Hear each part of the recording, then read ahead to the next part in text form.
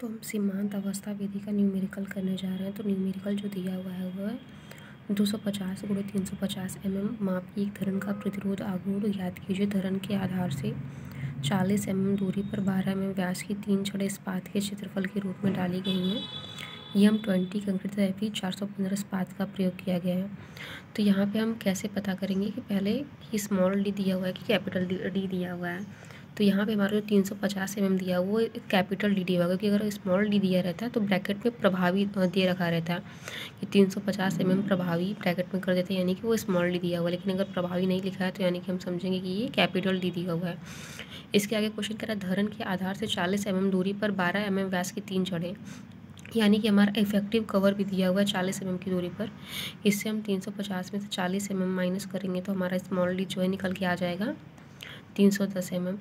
इसके बाद हम AST निकालेंगे। तो AST निकालने का फॉर्मूला होता है π/4d² इंटू जितने नंबर्स होते हैं बार्स के हमारे। इसके अलावा दिया हुआ क्वेश्चन में EM20 ग्रेड की कंक्रीट और Fe 415 इस्पात का प्रयोग किया गया है। तो ये हमारे पास जो गिवन डेटा है उसको हम पहले अलग से नोट कर लेंगे। इसके बाद हम क्वेश्चन सॉल्व करते हैं। तो सबसे पहले हम ANA निकालेंगे। तो ANA निकालने का हमारा फॉर्मूला होता है XU बराबर 0.87 FY इंटू AST अपन 0.36 FCK इंटू B।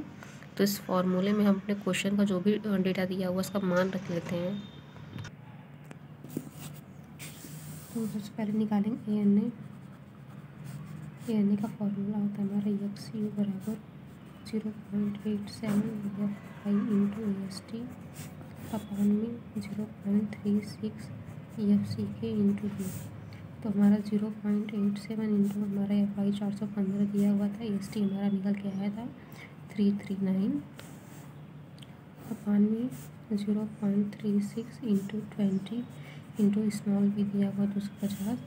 तो इसको हम सॉल्व कर लेते हैं।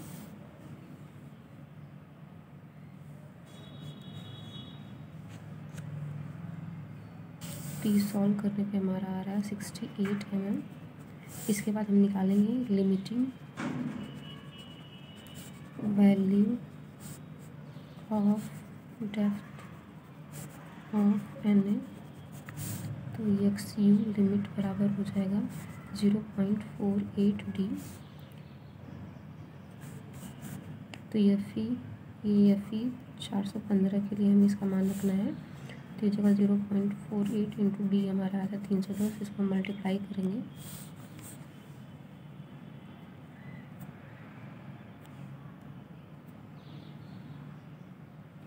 तो ये हमारा मल्टीप्लाई करने पे आ रहा 148.8 mm। इसके बाद हम चेक करेंगे कि XU लिमिट जो है ग्रेटर है या लेस है। तो ये XU लेस है XU लिमिट से, यानी कि हमारी जो बीम है वो अंडर रेनफोर्स्ड बीम है।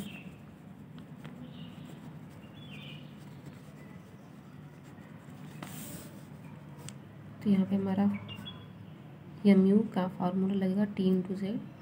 यहाँ पे जो हम वर्किंग में MR इसको हम डिनोट करते थे, मोमेंट ऑफ रेजिस्टेंस को हम MR से डिनोट करते थे, लेकिन यहाँ पे हम MU से डिनोट करते हैं क्योंकि यहाँ पे हम अल्टीमेट वैल्यू रखते हैं, इसलिए इसको हम MU से डिनोट करते हैं। तो MU बराबर हो जाएगा T इंटू Z। तो इसका फॉर्मूला होता है T इंटू Z का 0.87 FY into AST into D minus 0.42 XU। इसमें हम सारा मान रख देंगे अपना 0.87 इंटू 415 इंटू 339 इंटू D का मान आया था 310 माइनस 0.42 इंटू 68। XU हमारा निकल के आया था। तो ये हमारा हो जाएगा कैलकुलेट करने पे 4.44 इंटू 10⁶ न्यूटन इंटू mm। तो न्यूटन से किलो न्यूटन में चेंज अगर हम करेंगे तो 10⁻³ हट जाएगा, और mm से हम जब मीटर में चेंज करेंगे तो 10⁻³ हमारा 3 हट जाएगा। तो हमारा जो MU आ जाएगा वो आ जाएगा 34.44 किलो न्यूटन इंटू मीटर। तो इस तरीके से हम सीमांत अवस्था विधि का प्रतिरोध आघूर्ण निकालते हैं।